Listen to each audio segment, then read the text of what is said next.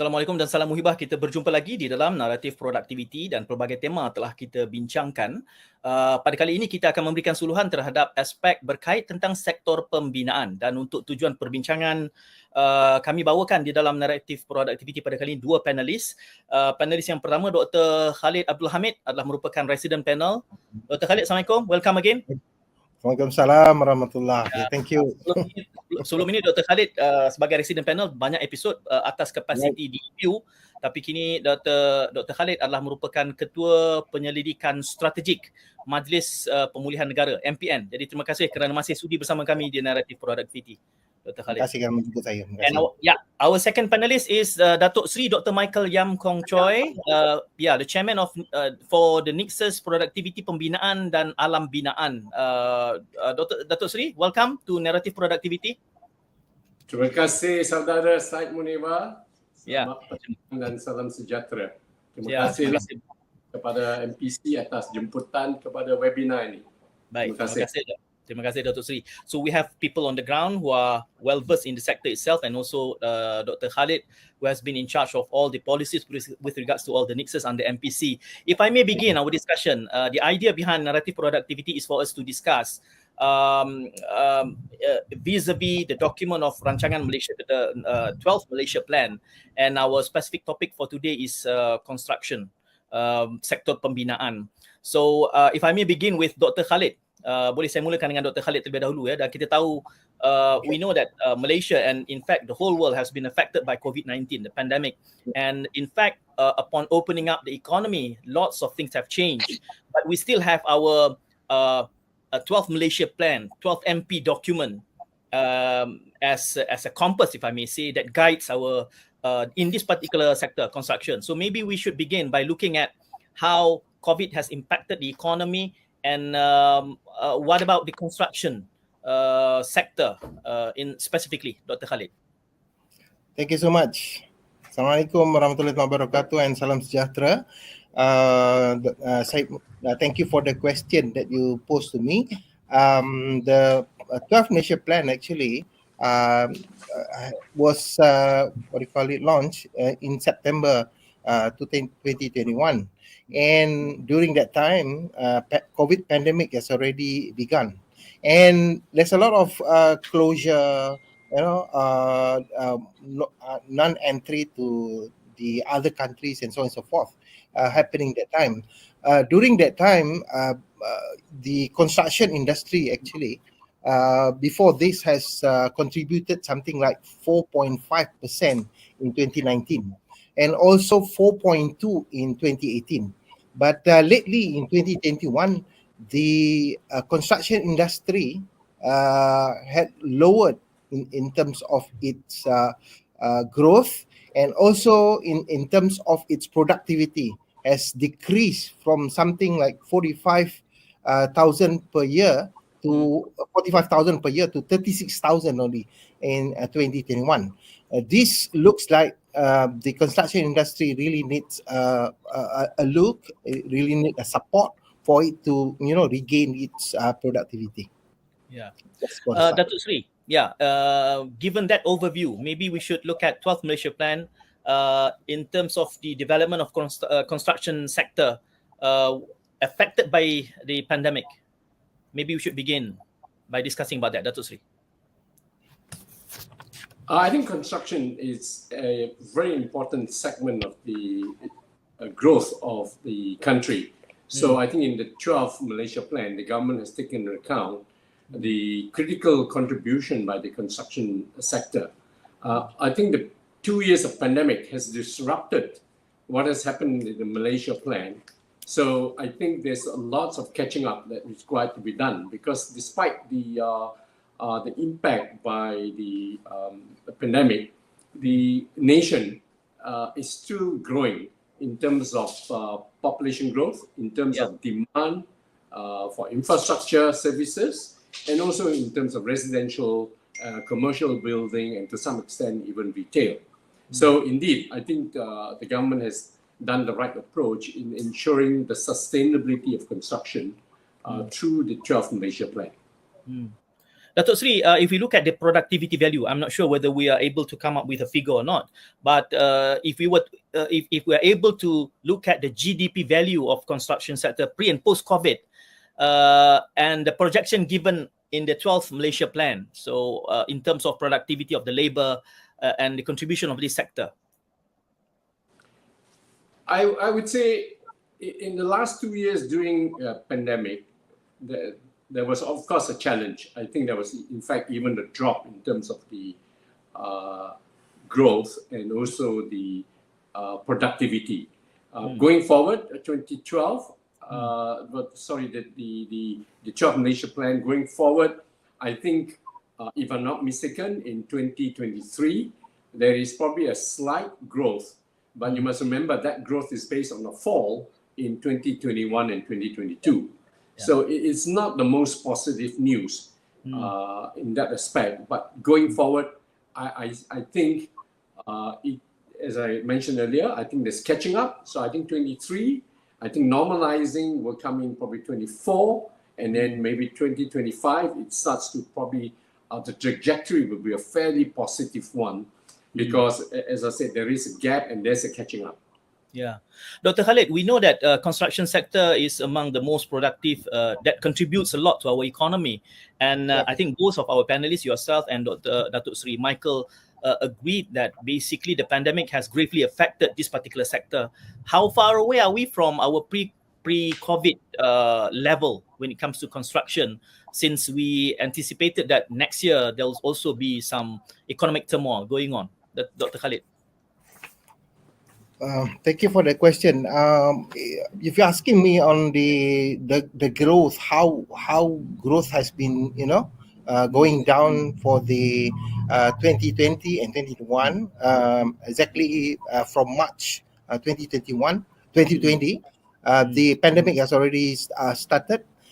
During that time, I think there's a lot of processes has been disrupted. Basically, if you want to have productivity, you must have transform input into output. But the middle of the input, that is all the processes like labor, the management, all the processes inside the productivity is being disrupted. So in this case, some sectors come back or return back to its growth quickly, like manufacturing, like top growth. You see, they actually during that time their products are very highly demanded. But not in terms of building. Buildings are something like it can be put together. I mean, can be stay put or remain as it is. And later, when the economy has opened, then probably construction will be rising back again. So in this case, I think the construction, if you see, is one of the biggest number of workers in terms of doing things manually, and also foreign workers, so to speak.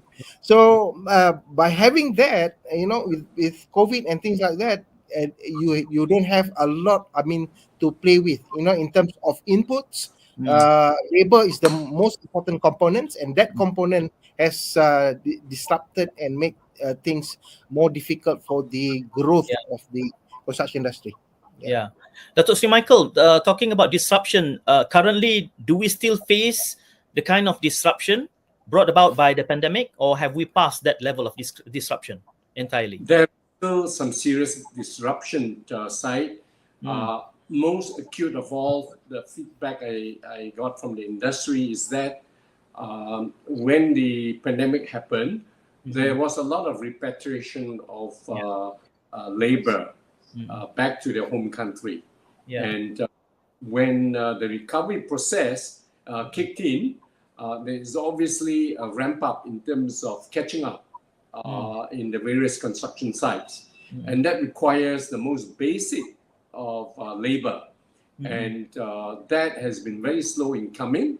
We're not sure where the bottleneck is, although the industry is saying it's the government human resource ministry and the immigration department, perhaps in terms of issuing visa for workers to come in. There was a immediate request for 200,000 labor, which I think is still falls far short of normalcy. And initially about 100,000 was approved. But till to date, I think there's still some issues, as you could read from the press. So that's one major issue. The second issue is, of course, the supply chain. We are now in a very much connected world. A lot of the supply of specific material, for instance, glass curtain walling, walls, electronic goods, and all those are coming from other countries. And they themselves have labor problem, logistic issues. And if you are buying from, say, China, there's obviously still has got pretty tight control in terms of COVID control and what have you. Yes, I don't think normalcy is back yet. Okay. Datuk Seri, if I may ask you, percentage-wise, how much is our construction input being imported? Do we have a number when it comes to construction input? Are we so much relying on import factors? The importation of goods, I don't have an exact number, but I would say it is not major. All right. Except that certain parts are quite critical. So, for instance, as I said, specialist goods, which is not normally available here, things like the control panels of lifts, for instance, certain mechanical and electrical pumps and motors, glass, curtain wall, new office buildings with curtain walls, those need scale. And some of these, unfortunately, can only be produced by countries like China, where it's good quality and economically affordable. Yeah, Dr. Khalid, it seems like our construction sector is not that much relying on import factors. We've been talking about how the government, in fact, the whole world is now opening up their economy. But I noticed that even in the RMK 12, the 12 Malaysia Plan document mentioned about this ratio of 30-70. Where the government should be responsible 30% of the whole construction processes or maybe outcome. So how do you come about, since you are from EPU last time, how do we come about with this 30-70 ratio and the wisdom behind it, trying to drive away from being government-driven or public sector-driven towards the private sector? Dr. Khalid. Well, thank you for the question. It's a kind of not an easy question to answer, though, because I don't have the numbers with me. But probably it is something like a sharing economy. It is something like the government, public and private is partnering the working of the construction industry. But for that matter, actually, if you want to look at the whether the components of the input for construction, there's a lot of input or value added from the local. You can see it from the cut of like capital. From the 4.5% increase, the one from contribution of KD&K, you can also put it something like 38% from that is capital. And whether capital is FDI or DDI, so you can put that aside there. And labor is in the range of 10%. So in that 10%, probably 70% is actually from foreign workers, and another 52% probably is from management. So from all these things, it looks like the construction industry is there's a lot of what I call it as leakages. Probably it's from importation of materials, goods from all the sectors like civil engineering, special trade, residential building, and others. So the problem here is when you are dependent on imports. Your resilience toward the economy is also very low. If you can look in terms of competitiveness, competitiveness, productivity is one of them. but you can't see it now, like what I've been saying before this. Productivity is only in the long run when you can see the results or the outcome or the impact of whatever we are doing. But probably you can see the flow of things are going in, getting improved time over time. In terms of labor, just now, I've been in the MPN, where the policy is actually we are taking something like 1.1 million of foreign workers to our country back. But the thing is, only 476 what I call it is approved, and only about 76,000 or something, some sort of foreign workers are taken in. So the numbers of the workers are not that enough for construction industry, which is heavily involved with manual and not automation.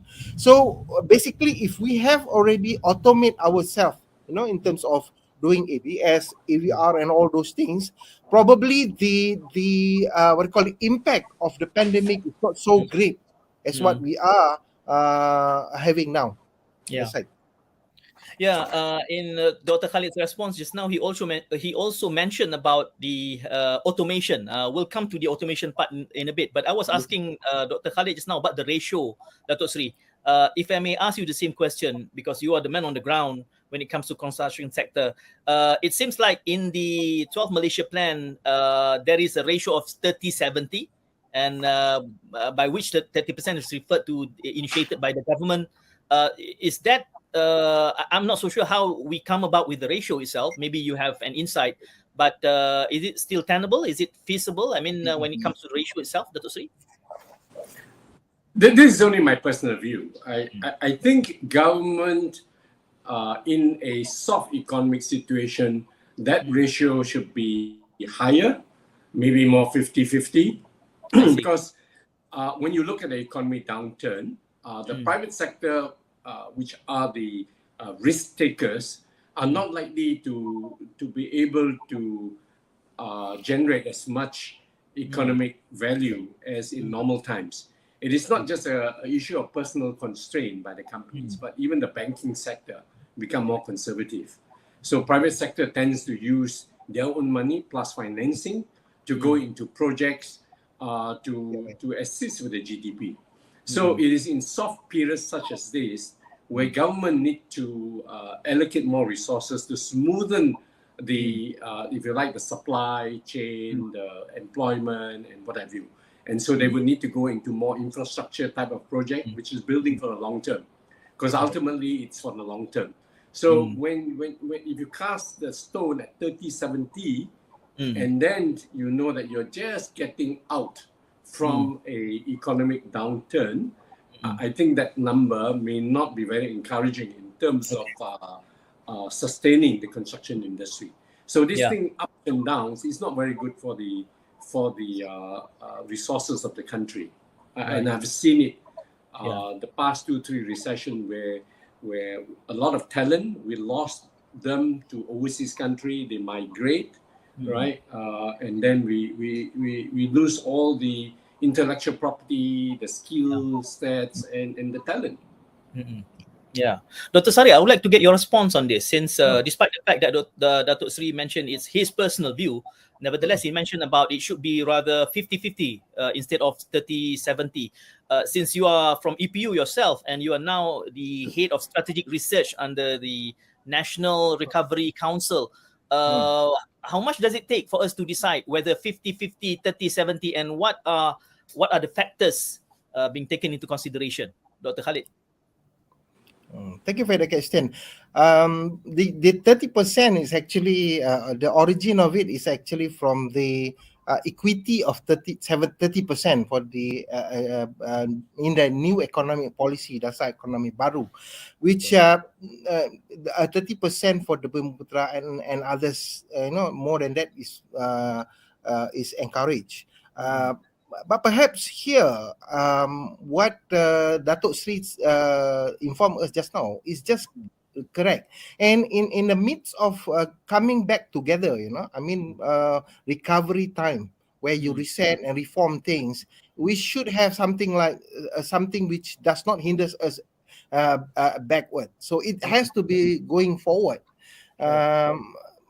I think I do also agree that in certain things, when you put some quotas and things like that, it limited the way of how you look at things. Even in terms of productivity, even although if productivity can be measured in a short term, but in the long term, it will bear the fruits. To higher standard of living, let's say, and also on competitiveness. And if you are relatively productive, in terms of it, you can be supplanted by foreign industry. So that is very important. It's how you can gather both public and private sector all together in one ship. Let's say something like that in the East East Asian model or something like that. That could, probably increase in terms of productivity rather than making it a backseat. Yeah, Dr. Khalid, perhaps maybe this 30-70 has been taken up as a target, but how do we go about in doing this normally, since it is rancangan Malaysia ke-12? If we were to adjust, what does it take for us to look back at the ratio and maybe decide otherwise? How do we do it?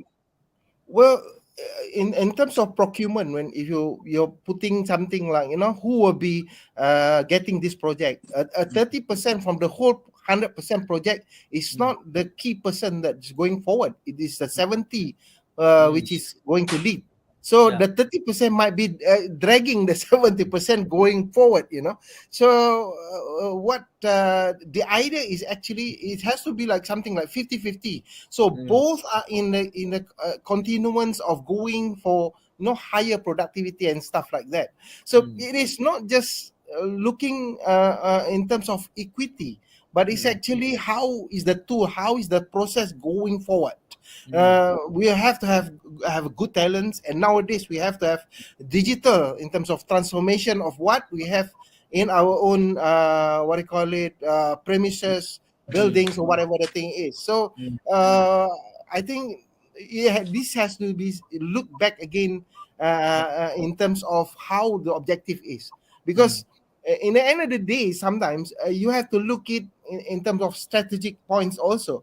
Now, if you are looking at some studies like KRI showing that we have built too many houses, affordable houses, where poverty for poor people, the housing is so less. So there's a gap here. So are you looking at the productivity to increase in terms of affordability or for the poor people? So it's important also to look there. At the end of the day, we have to look at the standard living, whether we have increased both the situation.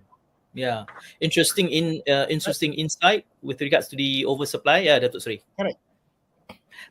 Datuk Seri, talking about these challenges and the need perhaps maybe to adjust accordingly if we were to put everything back on the current predicament, because we're facing the pandemic itself. You mentioned about some of the challenges is about the workforce. We need to have enough workers, and also perhaps maybe even dwindling demand, since we are expecting economic turmoil next year. Maybe the government is trying to do some intervention to address this, but you are looking at it from an inside-out point of view, looking at all these interventions. What do you think works and what does not work? Or perhaps we require more time before we see the impact of such interventions, Datuk Seri? I think there's no shortcut and no no magic wand. We have 60 over years of independence, and the built environment, that means the property industry, real estate, construction, has been in organic growth since so many years. So it's not an overnight thing. Malaysia is, of course, quite sophisticated and quite complicated in terms of the policies in terms of housing the nation. I think Malaysia is fairly unique in the sense that we have very prescribed conditions of property development by private sector.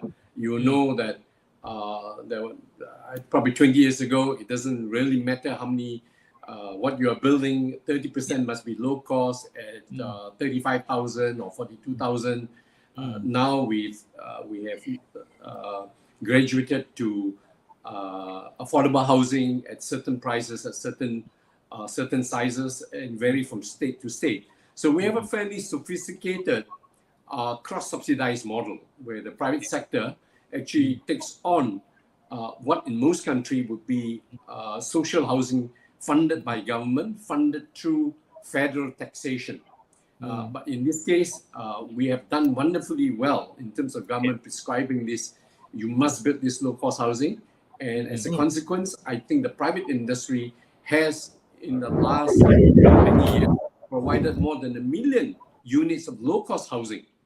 It is because of this prescribed model without intensive research that has caused quite a bit of oversupply and even abandonment of low-cost housing. These are the days of the 42,000 ringgit. Today, of course, if you take Selangor, you have got this Rumah Selangor Cool program where you have various types of housing, 80,000 ringgit, 150,000 and 220,000 ringgit. That's a little bit more structured, but 40% of these are non-profit to the private sector, okay? And private sector now have to increase the prices of the non-affordable to cross-subsidize. Now, this model works well when the economy expands and what you call is on the upward trajectory. I could see the next 2-3 years that a lot of private developers are wait and see because they don't know what the market is. Also, the banks are very conservative now in lending. So all this pullback is going to result in the fact that affordable housing is not going to be that many going to be generated in the market. So there's a little bit of mismatch now in terms of the various categories of housing, in terms of pricing, affordability, and what the market wants.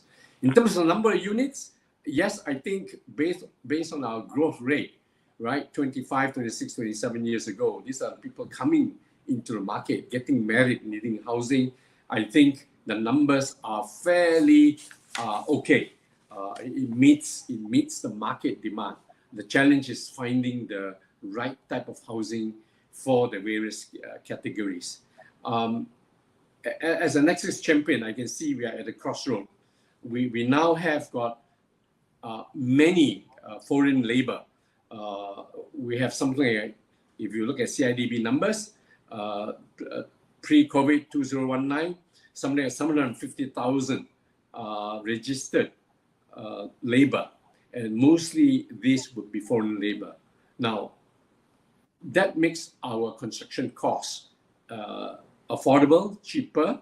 As a consequence, the selling price become lower. But what you're getting now is the challenge of social and security problem. Okay, and I think the government recognizes this. So when you have the chance to repatriate them, try not to bring them back. But and we realize the cost of not being able to bring them back. It totally escalate prices because whatever labor you have available ask for much higher prices. So the only way to try and level that down is to bring back again this migrant labor. So the way forward then is to go for digital transformation, innovation, and using technological tools to try and make it more productive. But there's a cost to all this because there's a cost in investment.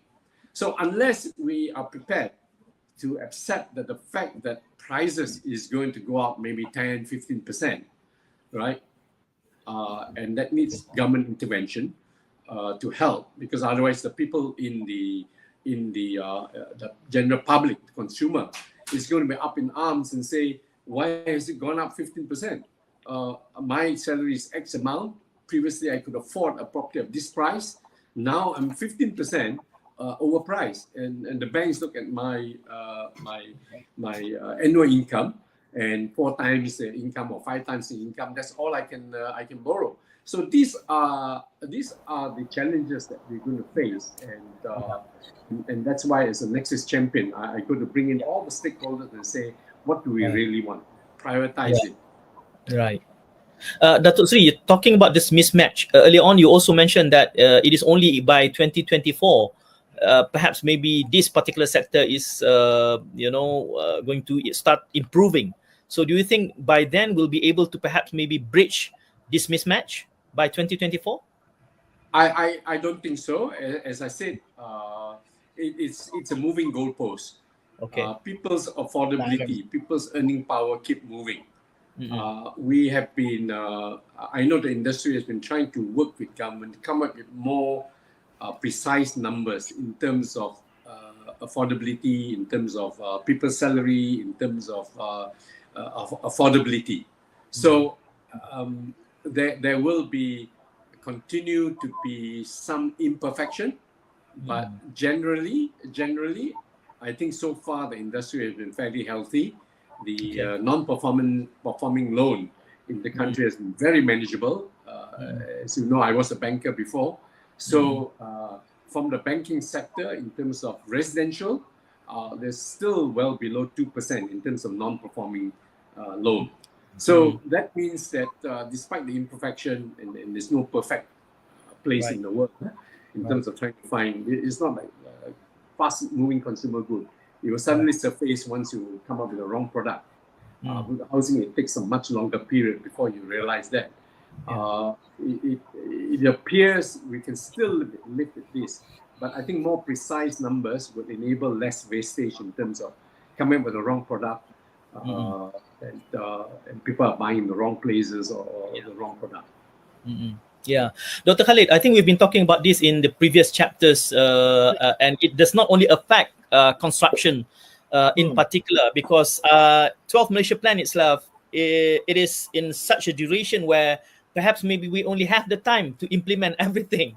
It's targeted for 5 years, but suddenly we have this pandemic which affected almost everything within the span of maybe 24 months. Do we need to re-evaluate when it comes to the target for this particular sector, do you think? Yes, Said, I think it is very important for us to measure and assess whether the construction industry is really going forward in terms of their what you call progression and things like that. In 11 Malaysia Plan, actually, the MPB, or the Malaysian Productivity Blueprint, put a target of 92,000 per year for the productivity of labor. But the thing is, we are still half the way from there. So there is something like a magnitude of going forward of where you want to go and things like that, and how should you change all the necessary inputs to get it is more productive and value adding. Probably one good example is the one that I keep banging into you, because it is important, something like on automation, right? We used to say adopting all the inputs of technology, but we doesn't go from there to another level, which is adaptability. It's about a change of mode of process. At least you can change the system lingual, it's bilingual rather than only one language, English. And we're supposed to go to the higher part of absorption, where it's about designing framework, research and development and things like that, which mesmerize the whole industry, and you get control over the whole industry, and you can increase your productivity easy. But if everything is that you are doing is imported, is already acquired from outside and things like that, you are bound to be dependent on all these things. Though that is actually the crux of productivity. If you want to go forward, there must be change, like what Albert Einstein is saying. Einstein says you can't make any changes if you think the same way. It must be something different, and with only courage, bold and things like that, you can go forward in times to make the changes to come to that whatever target that you are setting. Yep. Datuk Seri, we were mentioning about the 12 Malaysia Plan, and there are a number of programs inside the document itself. Which programs do you think that excites you the most? You mentioned about Selangor in your deliberations just now, but when it comes to the biggest contributor for the construction sector, which one do you think will actually trigger, given the fact that we only have around less than 2 years to achieve the target? Datuk Seri? 2 years is just too short. From the construction sector point of view. In fact, if you look at the 12 Malaysia plan, the big ticket items would be, for instance, MRT 3. This is for 5 years. I believe this is where the 30-70 may come in, which Dr. Khalid was saying. Not so much a Bumputra to equity 30 and Yaran 70, because I think the MRT contractors are more than 30% Bumputra. But I think where the government comes in is they put some advance money, grant, whatever, and then let the private sector then take the risks and the borrowing as a borrowing party and take that commercial risk. So that would be impactful. So is the ongoing East Coast ECRL. I think there are, of course, some more, as I understand, more road concessions coming in. These are the infrastructure multi-billion contract that can make the difference. The commercial sector, I'm afraid, based on the uncertainty and the volatility at the moment, is probably sitting tight and watching the market situation, whether it will turn or not, right? That's from their own risk assessment point of view. Over and above that, also, should they decide to go ahead and do whatever it is, they would still need the bankers' support. And the bankers themselves also waiting and seeing, right? And it's not just a local phenomena. If you look at worldwide, the volatility caused by the Russia-Ukraine issues, the US dollar being just too strong and nobody could see where this is ending up. Everyone is now frozen and to see whether the sun will actually rise from the east. So I think the private sector is not going to be a big contributor to motivate the industry moving forward. So it's not the greatest news, and that's why I think you will probably need to wait until 2024 before things get normalized. Because at the moment it's so choppy that I think you have to be very brave and bold to try and go and do something which is speculative. If you talk about housing, yes, I think without going into very detailed research, affordable housing probably would be the way to go. Not the 42,000, but maybe those anything below 500,000. So you can imagine, normal times, I built the same unit and sell it for maybe 1 to 2 million. Today, the same unit, I can only do 500,000. So I have to build 4 to 5 units, right, to match in one unit. So in terms of productivity, right, sales per unit is going to be much lower. Exactly. Yeah.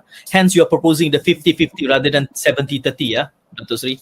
Hence, I don't know whether it's 50-50, but this is when the priming of government needs to come in just to maintain the equilibrium. Otherwise, you're going to see a lot of people migrating. I've seen technicians and engineers become Uber drivers or Grab drivers, and they never go back in the industry.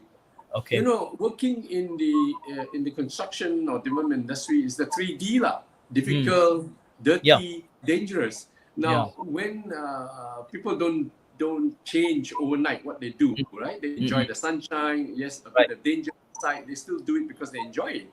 But when they are forced to become, I'm not sure jual lemanga or some become a driver and say, hey, this is easy life. I can do driving, I can do a bit of real estate, I can draw sikit nasi lemak. This is much easier life. They'll never go back to construction, and we have lost, a lot of resources and people with talent. That's I can see that responsibility has to smoothen that choppiness in that sense. I can see that you like lemang. That's why lemang is the first thing that comes to mind, Datuk Seri. You also mentioned about equilibrium just now. Jokes aside, equilibrium, we've been focusing on the market itself, but I think we also have to look at the perhaps maybe equilibrium or the balance when it comes to capacity of the players. You have higher up the big guns, the top players, the A-class contractors, and right down you will have the F contractors, class F. How do you see that the ranges starting from way below class F up until class A benefited from 12 Malaysia plan, Datuk Seri? Yeah, this is now in UK they call it leveling up or leveling down. Even in an advanced economy in UK, they standardize everything is too London centric, and they need to go to the north.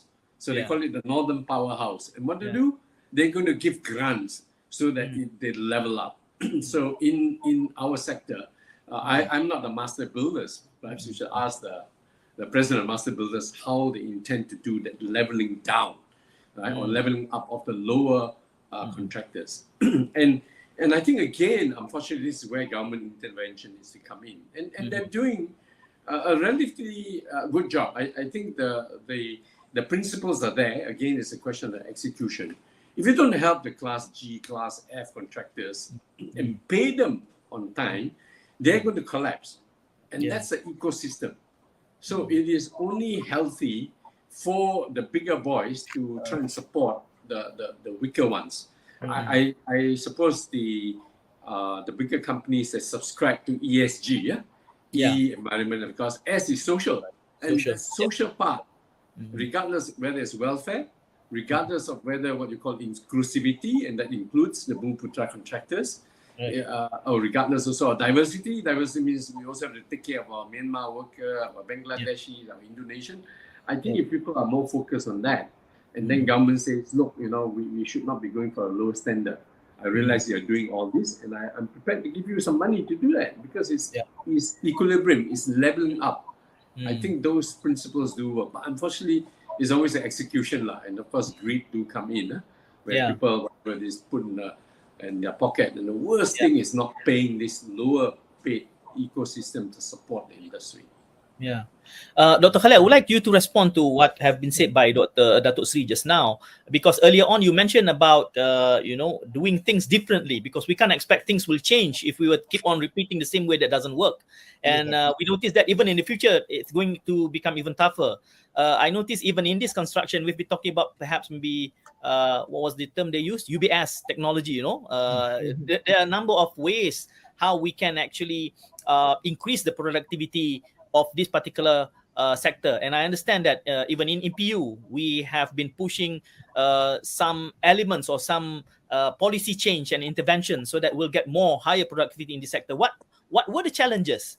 You talk about adoption, and as you mentioned earlier, the bigger challenges is adaptation.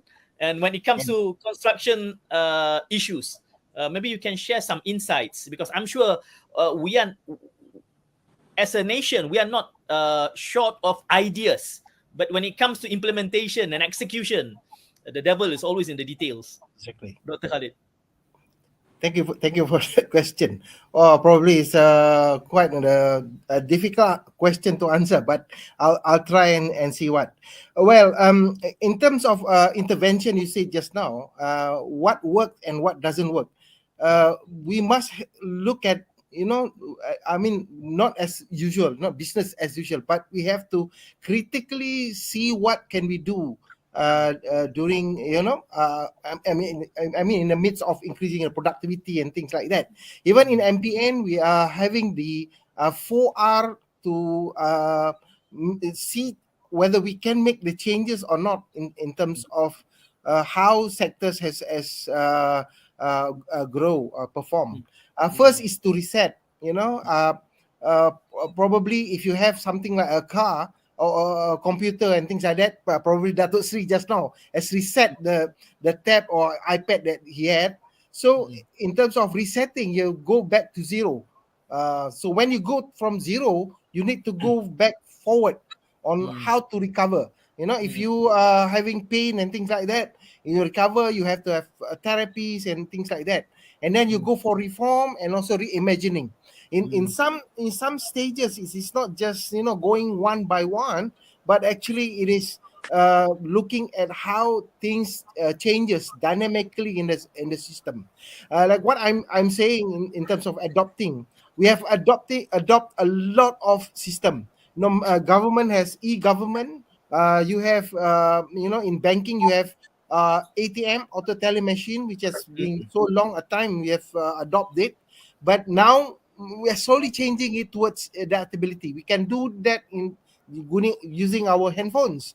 And probably, do you know how to make the programs, how to do it with the applications, so that you can change into new other things that can bring fruits to other sectors or other way of how to do things. So it's why the principles of productivity is how do you make the value adding in terms of output. It is not efficiency. It is not at all efficiency, but it is actually productivity in how you can change the output, the transformation from input to output in terms of how you gather things. Probably you have an old technology, but if it is still working, it can still, like what Datuk Seri just now saying, thousands of people going out of the industry. So it's actually a wastage of some works or some specialization that they had experience already, and you need to teach new person to do things. You need to do upskilling, you need to do the reskilling and things like that, which will take time for things to happen in the next couple of years or so. So that is actually important for us to look into. And in this pandemic times, when we have this recovery, you can't just do something like what you have done previously. It is something beyond whatever you are doing. It is not like comparing what we have in 2019, but we have to go forward more than what we had. And some people are feeling okay. We may have 8.9% growth, but mind you, next year we may going down a little bit on 4.2 and things like that. So we need to prepare ourselves. What is 4.2 means? What is the growth you need to put into terms of productivity, in terms of labor, capital, and things like that, if you want to still survive in times to come. Yeah. Dr. Khalid, in these 4R stages, where are we now? And which of the 4Rs is the most challenging, do you think? The most challenging is the recovery, the third, the recovery and the reform part. We have done the reset pump. The reset part, if you see, in terms of tourism, people has come back. The entry point has already been opened, but the thing is, people is still scared to come in. They are not recovered. They still feel it's still pandemic. It's still influenza. Some of my friends is still having the what do you call it, variant infection and things like that. So now, in fact, even in Singapore, there's an increase of 2,000 plus of people infected by various variants, new variants, and things like that. So we are still in the midst of that recovery. And once you want to do the reform, we need to put together our heads. It's not something like you do yourself, another do yourself. It is by one a group or one team together to form a kind of effective way forward, going forward. And then we have to reimagine. That is the most important part. How to go beyond what we have done previously. It's then not a new normal, but it's actually the next normal. The next normal, what we are going to do. What we are going to do if we don't have the mask. Is there anything that can, replace the mask? Something like that. So we should ask a lot of questions here on how we could do further in terms of recovery going forward. Yeah, Datuk Seri, I would like to go beyond the next ataupun the new normal, the next normal as mentioned by Dr. Khalid just now, because being a layman myself, looking at this industry from an outsider, perhaps maybe compared to manufacturing, you can easily imagine how technology will affect productivity. But when it comes to construction, it is not as imaginable, if I may say. How will technology changes the way how you do things in construction, and what kind of policy intervention required, do you think? I think the building industry may be the third oldest profession. The second one I know is lawyers. First one I never use those professions anyway. So given that construction industry is such an ancient industry. You can expect that things are much slow in terms of adaptation of technology, digitalization, and what have you. I just came back from visiting a historical site in Italy just 10 days ago. Okay. The place is called Matera. It's 1,200 years old, the third oldest cave habitation after, I think, Syria and I think in Egypt. Now, when you look at that, how they do what you call creating homes and others, you can realize how ancient our industry is. Yes. And I have to say that we have, as a country, has made tremendous leap and bounds, since 50 years ago, right? Where it was even more, if like, more labor intensive. Today, I've seen highways where overnight you see flyovers been built, girders been placed onto the structures because these are all cast off-site, and this is already done in factories. So you can already see some technology taking place, right? So to a layman, you may not know, right? Those days, the person have to be putting the formwork on site, close the whole road, right? So that you can support the timber, formwork and shutter and what you do. Today, you just see the two vertical columns, and overnight, they use machine, right, to actually bridge the two to support. Now, so that is technology already taking place. Now, that's for civil engineering. How do you move beyond that to your normal construction, or normal, if you like, building, rather than just infrastructure? And yes, there are ways of doing it. So if I look at, say, our neighbors now in Singapore, population, I don't know, maybe 4 to 5 million, or probably about 4 million. 80% of their housing is actually HDB, right? Now, maybe because there's no choice, 80% of the population can only afford HDB. How HDB or HUDB deliver their housing, which is largely by what they call precast IPS system, they have to accept it, right? But even that, the 80% still crave to go for the higher end, 20%. That is the natural human, what we call desire lah, Maslow's hierarchy, right? After driving a Honda pun tak cukup, you want BMW after BMW. So Singapore is a fairly good example where they managed to go through this digital transformation and whatever, because labor cost becomes very high. Right. Everything becomes very punitive. So can Malaysia follow that? The answer is probably no, not in the short term, but yes, in the longer term. Right. And you would need government intervention, because if there's a cheaper route, right, people look for the easiest path, the cheaper pricing, to, if you like, optimize the profit or make the selling price affordable, because we know our people are not so highly paid, right? So we have that challenge. And I think we also have this issue, unlike before, Malaysia land mass is much bigger. So if you want to implement the IPS, you tak akan buat to dekat Sibu pula, Sibu or in Datuk or whatever it is. So I think we need to concentrate in certain areas. And that's where government say, if you are going to be in this area, this is the rule that you have to use, right? IPS and what have you. To be fair, DPKL dah buat macam tu lah. For instance, you need to be 70% local material you must use. Okay, that one no issue. Most developers can comply.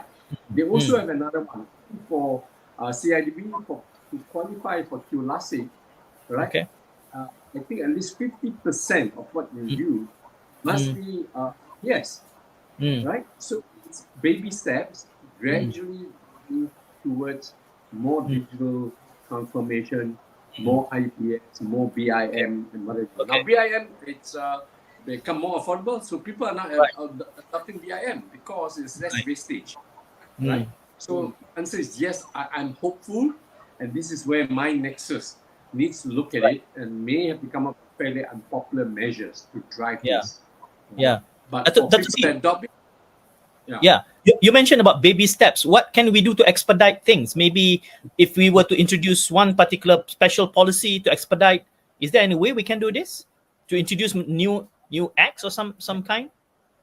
Well, money is the easiest, but whether the government can afford it, I don't Yeah. know. Because Yeah. one of the things that, whether it's contractors or developers saying, you want me to adopt this technology, it's going to cost me, let's say, 10% higher price. Okay? Right? That makes my product, if it's market driven, non-feasible, because my neighbor that uses, maybe 50% more foreign labor is going to be cheaper. Now, the buyer is not going to be whether it's going to be IBS centric or non-IBS centric. If it's 50% cheaper, 10% cheaper, I'm going for that. So the only way to then make it to level the playing field again is maybe somewhere government coming in to say, don't worry about your 10%, I'll find way of compensating this. Right? So for one particular instances, if you build office building and it is green, let's say platinum rated, and the government knows that it's going to be, let's say, 10% higher price, you justify it as 10% higher price, right?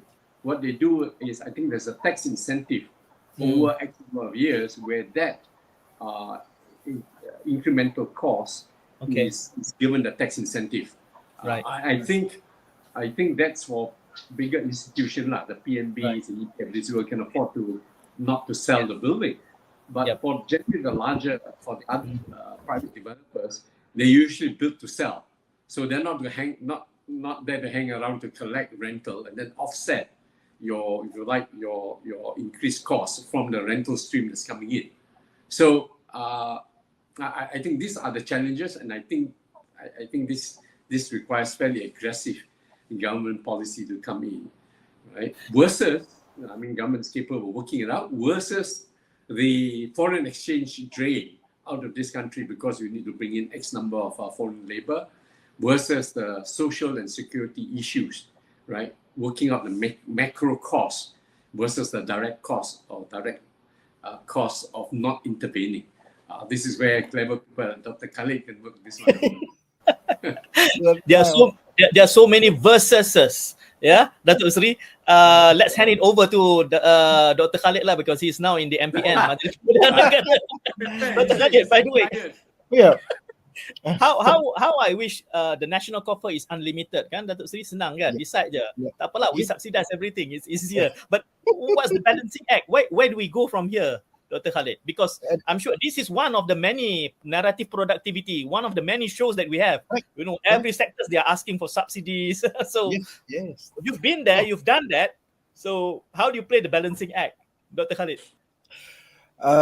Actually, the word is actually resilient. Resilient is something that, daya tahan. You look it at a long-term solution rather than short-term solution. If you see the new normal just now, it's the new normal of endemic in 2022. But if you have the next normal, you're thinking about 2025 and 2030, which is bigger and higher in terms of what values that you can come up with in times to come. Let's say in terms of procurement, right? When procurement, we have to strengthen the supply chain resilient. Resilient meaning we have to build up our local partner, local innovation, local investors, and things like that towards,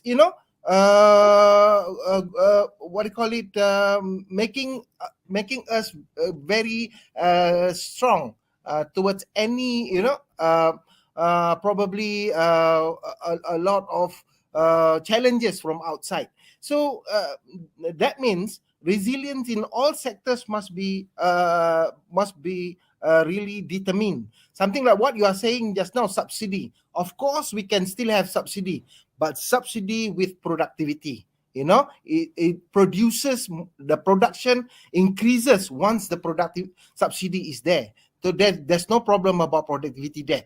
But if it is given subsidy, but the production goes lower, and you need to put more effort or money towards making it going up and things like that, then it's a wrong way of things to go. So resilient meaning your competitiveness, your productivity, and all the innovation that we have talked so far just now comes together in one, and making that the stronghold of the country itself against supplanted things from outside, or externalities, or rest of the world, or whatever challenges it may be. Although we are small, some says that if the US sneezes, we got a cold, but actually it is very important for us to ensure that our surrounding does not make us sneeze. So by that, meaning you have to, if it's a body by itself, you need to exercise. You need to look eat with a good diet menu and things like that. You have to be, motivated and all those things. So that is the, what do you call it, the things that we need to reform in terms of going forward. So that is the gist of how to go forward in terms of reimagining, going the next normal going forward. Sai. My last question to Datuk Seri Dr. Michael. A lot have been said about the role of the government, policy, and also the big boys. But in general, what can all these construction industry players do in order to change the landscape? As Dr. Khalid said, Einstein saying, if you continue to repeat what you're doing and expect a different outcome, then that will happen. Nothing will change. So I think that's why I think must give credit to the government to decide that it has got this new nexus, which is in construction and also in logistics. Yeah. So I'm the one who's going to lose more hair. I used to have much longer hair. So I'm losing hair. I think it needs transformational.